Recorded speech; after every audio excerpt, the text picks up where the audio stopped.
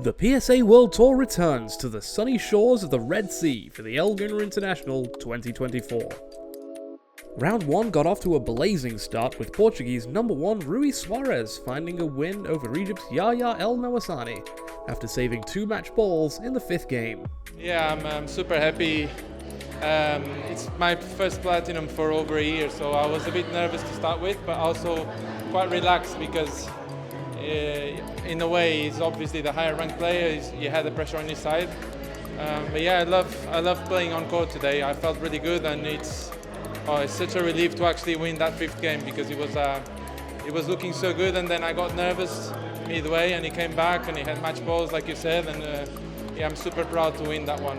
I had the game plan which I thought it worked really well in the beginning, but then he's so good taking the ball in short, so I was struggling to get the ball past him, and he was so accurate the 2nd and 3rd game.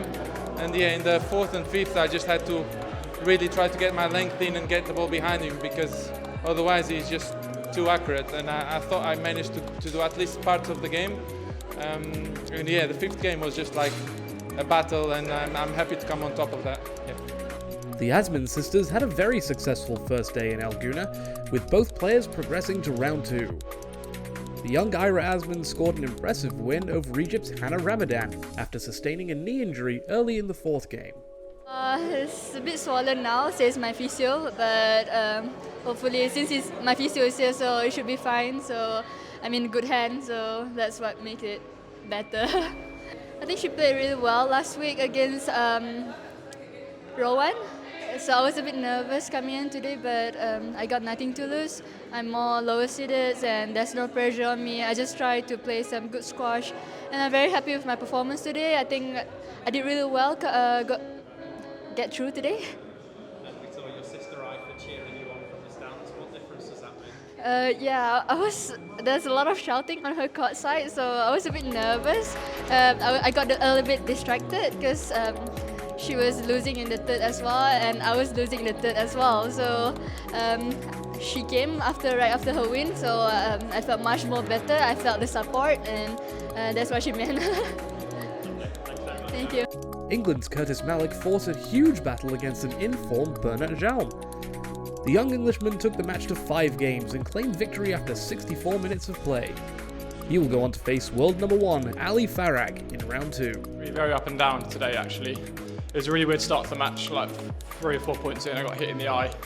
That just put like a stop to things, and then I was a little bit slow to get going again, and he capitalised in it. I lost the first 11-9, managed to find a way to win the 2nd in 11-9. And then I did feel like in the last 3 games I was playing the better squash, but unfortunately lost the 3rd game, but then managed to cut out the errors in the 4th and 5th game and actually play the way I wanted to, and adapt to the court conditions here, because they're a lot different to what I played in black ball, so pleased to get over the line.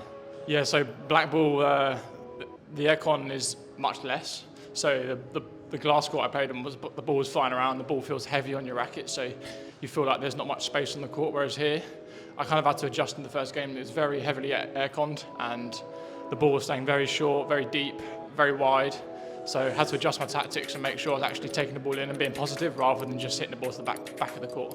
So I played him like, I think 6 days ago, so yeah, it's kind of weird to play the world number 1 twice in a week. So I'm just going to try and learn everything I did from last week and apply it to tomorrow. So obviously it's completely different court conditions, so I've got to get my tactics spot on, and yeah, I'm looking forward to the challenge. Welsh number 1 Tesney Murphy was tested in her round 1 match against Canada's Nicole Bunion. The pair battled all the way to a 5th game, but it was Murphy who secured a spot in round 2.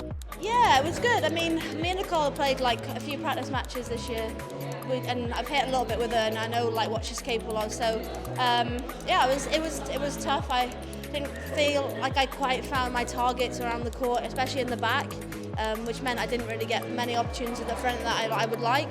But I think all credit to Nicole as well. I think she forced that upon me. She was volleying really well. And around the middle was really good, so I think she put me under pressure that stopped me sort of playing how I wanted to. In last season, matches like that I was losing, where it's not always going to go your way every match you play. You're not always going to play your best. Your opponent's going to play really well like today. So sometimes you just have to grind it, find a way to win on the day. And I think I did that today, which I think last season I wasn't quite doing that when things weren't going my way like today. And yeah, as I said, when your opponent plays really well against you, you've got to find a way to win, and probably happy with that. That's all from round 1 at the Gouna International 2024. Be sure to catch all the action from round 2 live and on demand on SQUASHTV.